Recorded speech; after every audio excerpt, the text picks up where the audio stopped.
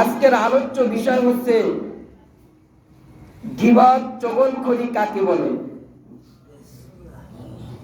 গীবত চগলখড়ি করলে কি হবে, এর পরিণাম ও ভয়াবহতা কি, এই বিষয় নিয়ে কোরআন এবং হাদিসের দলিল ভিত্তিক আলোচনা করার চেষ্টা করব। আল্লাহ পাক রব্বুল আলামিন এই কথাগুলো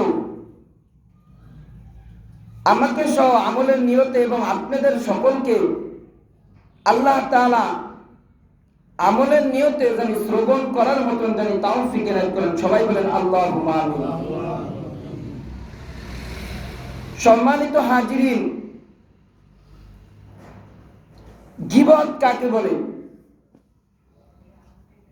নবী সাহাবীদেরকে বলেন যে আতাদরুনা মাল গীবা, হে আমার সাহাবীরা, তোমরা কি জানো যে গীবত কি? গীবত কাকে বলে? সাহাবীরা রাসূলকে বলতেছেন আল্লাহু ওয়া রাসূলুহু আ'লাম,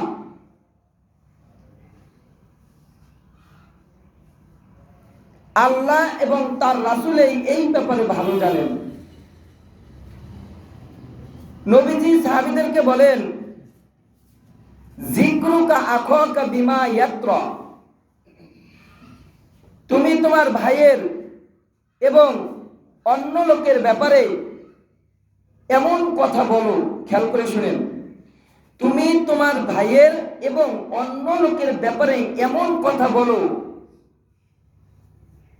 যা শুনে সে কষ্ট পায়। কি পায়? যা শুনে সে কষ্ট পায়, এবং এটাকেই গীবত বলে। আবার বলি, আল্লাহ রাসূল বলতেছেন যিকরুকা আখাকা বিমা ইয়াত্রা,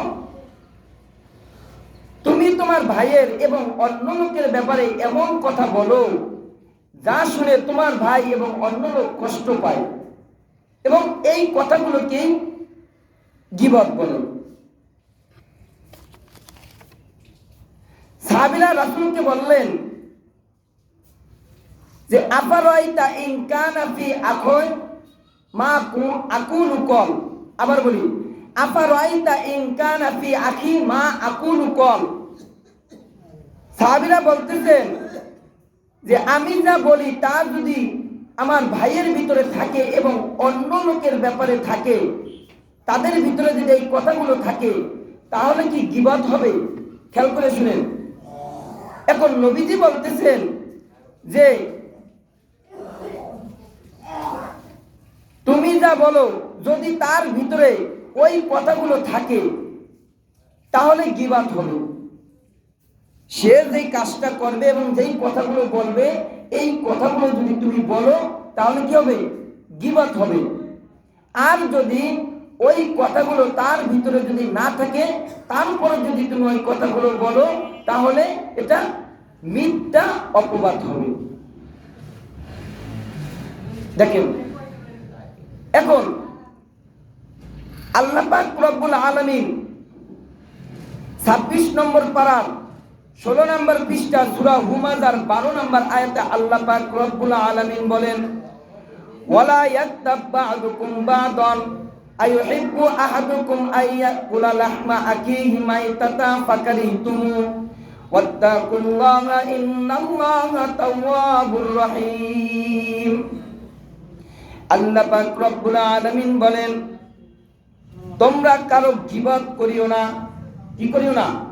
তোমরা কারো গীবত করিও না, তোমরা কাউকে অপমান করিও না, এবং অন্যের দোষ তোমরা খোঁজাখুঁজি করিও না।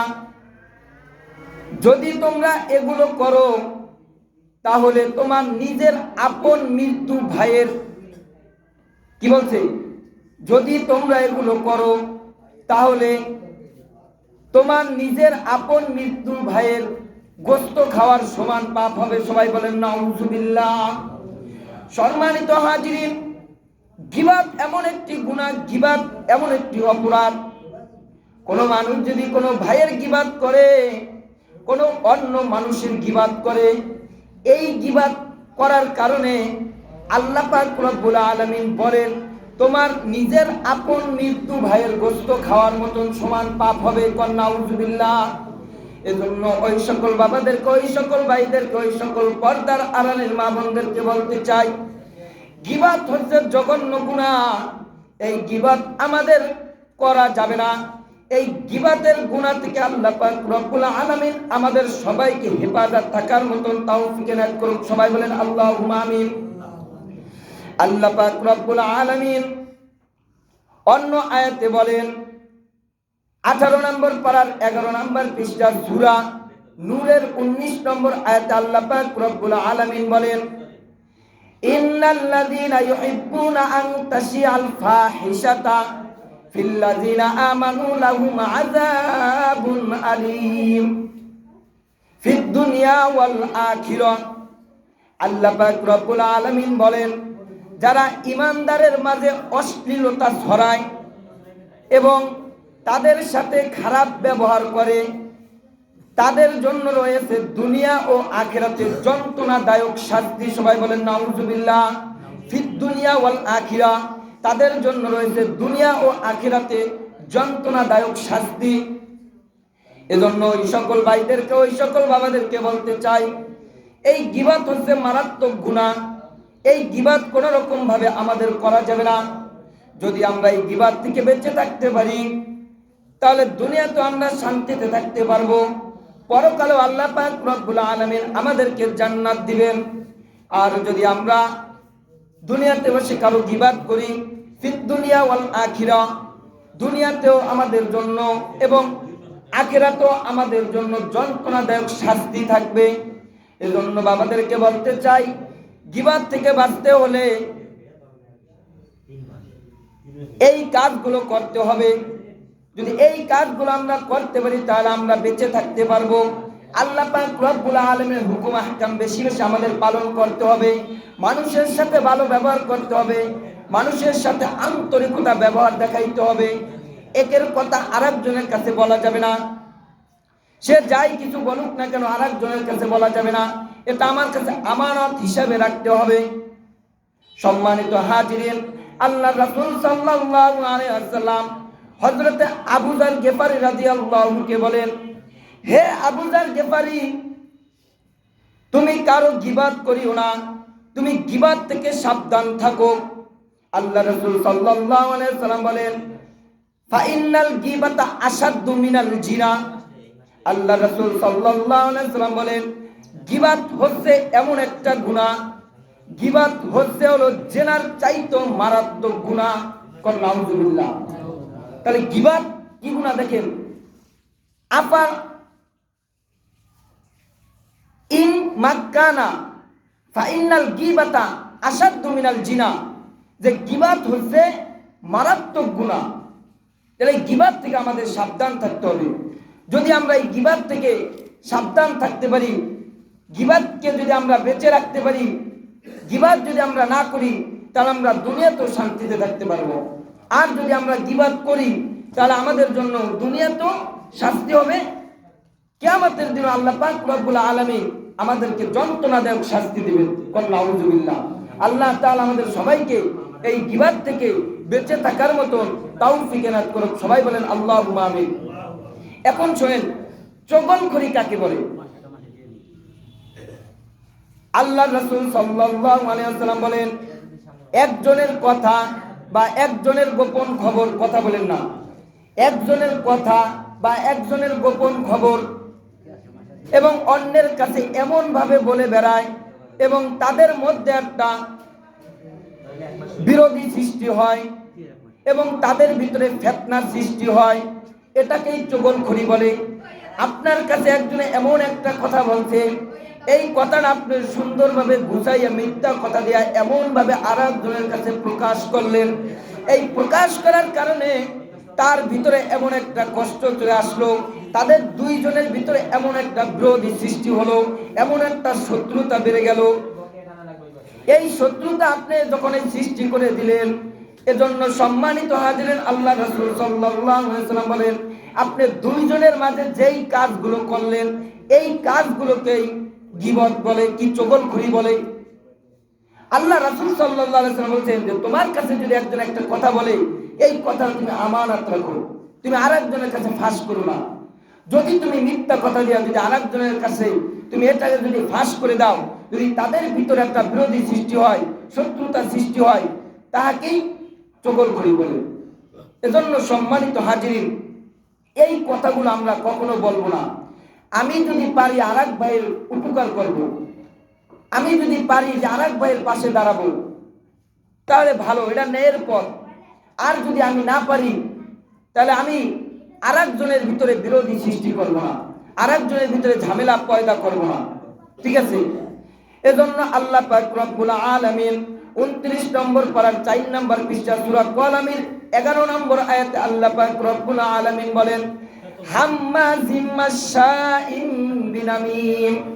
আল্লাহ পাক রব্বুল আলামিন বলেন, মানুষকে যারা পচানোর জন্য, নিন্দা করার জন্য চেষ্টা করে, অর্থাৎ মানুষের কাজগুলো ভালো লাগে না, মানুষকে পচানোর জন্য চেষ্টা করে, এবং আল্লাহ পাক রব্বুল আলামিন বলেন একের কথা আরেকজনের কাছে শুধু বলে বেড়ায়। কি বলছেন? হাম্মাজিম মাশাইন বিনামিম, একজনের কথা আরেকজনের কাছে শুধু বলে বেড়ায়, এটাকেই বলা হয় গীবত। আল্লাহ রাসূল সাল্লাল্লাহু আলাইহি ওয়াসাল্লাম মিশকাত শরীফে বলেন যে গীবত করলে এবং চগলখড়ি করলে কি হবে। আল্লাহ রাসূল সাল্লাল্লাহু আলাইহি ওয়াসাল্লাম বললেন, মিশকাত শরীফের হাদিস, যে চগলখড়ি করলে কি ফায়দা, কি হবে দেখেন। লা ইয়াদখুলুল জান্নাতা কাত্তাত। আল্লাহ রাসূল সাল্লাল্লাহু আলাইহি ওয়াসাল্লাম বলেন, যারা চগলখড়ি, যারা নিন্দাকারী, এদেরকে আল্লাহ পাক রব্বুল আলামিন জান্নাতে প্রবেশ করাবেন না। সবাই বলেন নাউযুবিল্লাহ। তাহলে কি বলছে? যারা দুনিয়াতে চগলখড়ি করবে, লা ইয়াদখুলুল জান্নাতা কাত্তাত, এরা জান্নাতে প্রবেশ করতে পারবে না। তাহলে চগলখড়ি কি আমাদের করা যাবে? বলেন, জোরে বলেন, করা যাবে? আরো জোরে বলেন, করা যাবে?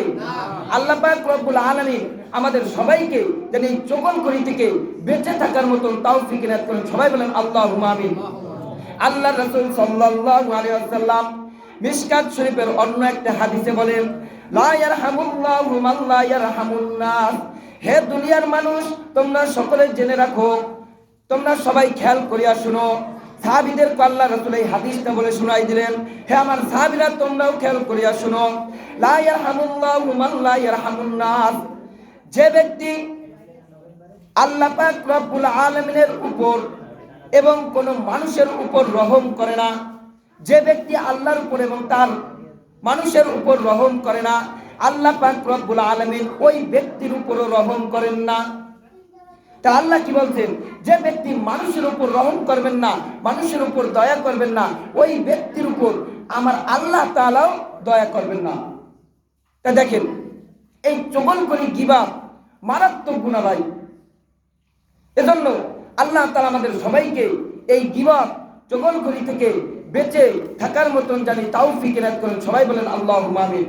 এজন্য আল্লাহ তাআলা বলেন, দুনিয়াতে যারা চগলখড়ি করবে, গীবত করিবে, মানুষের সমালোচনা করবে, আল্লাহ পাক রব্বুল আলামিন বলেন ফিদ দুনিয়া ওয়াল আখিরাহ, তাদের জন্য দুনিয়াতেও শাস্তি হবে এবং পরকালেও তাদের জন্য যন্ত্রণাদায়ক শাস্তি দিবেন। এখন প্রশ্ন যে হুজুর কিভাবে আমাদেরকে দুনিয়াতে শাস্তি দিবেন? আল্লাহ পাক রব্বুল আলামিন বলেন, দুনিয়াতে এমন ভাবে শাস্তি দেওয়া হবে, কোন মানুষ যদি কোনো কাজ করতে যায়, ওই কাজে বাধা পাবে। যদি ভালো একটা ন্যায়ের পথে যায়, ওই ন্যায়ের পথে বাধা পাবে। ভালো একটা কাজে যদি বের হয়, ওই কাজে বাধা পাবে। এবং একটা গাড়ি নিয়ে যদি বের হয়, ওই গাড়িতে অ্যাক্সিডেন্ট করবে। যদি সে যেই নিয়ত করে, ওই নিয়তের বিপরীত হয়ে যাবে। আর যদি ওই মানুষটা যদি ন্যায়ের পথে থাকে, আল্লাহ পাক রব্বুল আলামিনের হুকুম আহকাম যদি সে জীবন করে এবং রাসূলের তরিকা মতন যদি করে, আর যদি আল্লাহ পাক রব্বুল আলামিনের কাছে বলে, হে আল্লাহ, তুমি আমাকে দুনিয়াতে হেফাজত করো, হে আল্লাহ, আমি আমার জান এবং আমি আমার মালকে আল্লাহ তুমি হেফাজত রাখার মতন তৌফিক ইনায়াত করো।